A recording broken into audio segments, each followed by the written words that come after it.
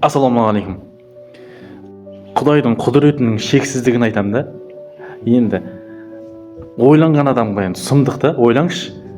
Табиғаттың тепе-теңдігін ұстап тұру үшін Алла тағала кішкентай ғана жәндікті жаратып қойған екен. Бүкіл табиғаттың тепе-теңдігін ұстап тұру үшін. Ол нәрсе жоқ болатын болса, табиғаттағы тепе-теңдік бұзылады екен. Ол не деп ойлайсыз? Мен естігенде қайран қалдым ба? Ол күнде біздің мазамызды алатын ызыңдап шыбын екен. Бүкіл табиғаттағы тепе-теңдікті ұстап тұрған.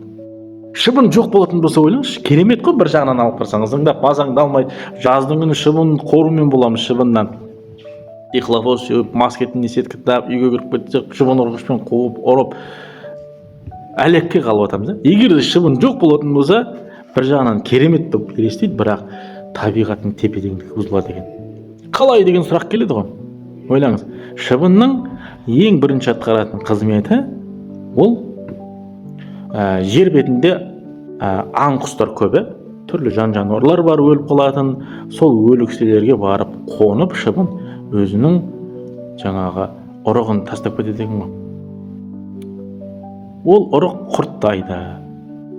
Құрттайды дағыны тез арада құртқа айналып, құртты торғайлар, құстар жеп, жаңағы өліксе қатты сасық болмай жатып, жоқ болып кетті, сүйегі ғана қалатындай жағдайға апарады екен. Осы бір қызметі арқылы жер бетінің, табиғаттың жаңағы тепе-теңдігі сақталып тұр екен ғой. Егер де шыбын болмаса деген жағдайда, осы жаңағы өлікселер айлап, шіріп, сасып жата береді екен ғой, құрттамағаннан кейін. Ал енді айлап, шіріп, сасып жатқан нәрселерден түрлі бактериялар, түрлі жаңағындай адамға зиянды ауаға тарайды екен да. Адамдар оны жұтып, иіскеп, дем алғаннан кейін адамдар біртіндеп ауруға шалдыға береді екен. Ойлаңыздар. Қандай? Табиғаттың тепе-теңдігін титтей бір жәндікке байлап қойған Алла тағалаға қалай мадақтар айтпайсың, қалай шүкірлік айтпайсың, қалай құдіретіне таңданбайсың? Ойлаңыздар. Қалай құлшылық қылмайсың? Осындай бір кішкентай жәндіктің қандай қызметі бар атқарады? Ал екінші бір шыбынның атқаратын қызметі ол мына адам баласын сабырлыққа үйрететін бірден бір жәндік екен.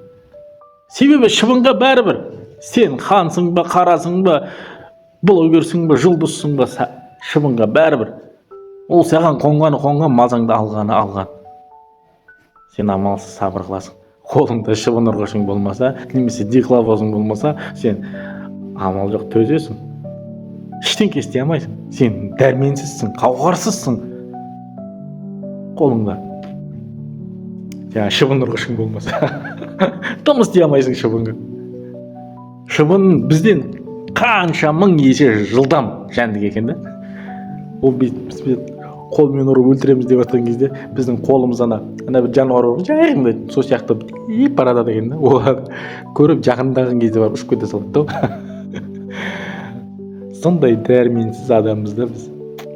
Алланың осындай құдіретін көре тұра құлшылық қылмау деген жақсы емес. Қоршаған ортадан ғибрат алыңдар дейді ұстаздар. Осыны білген. Аман болыңыздар.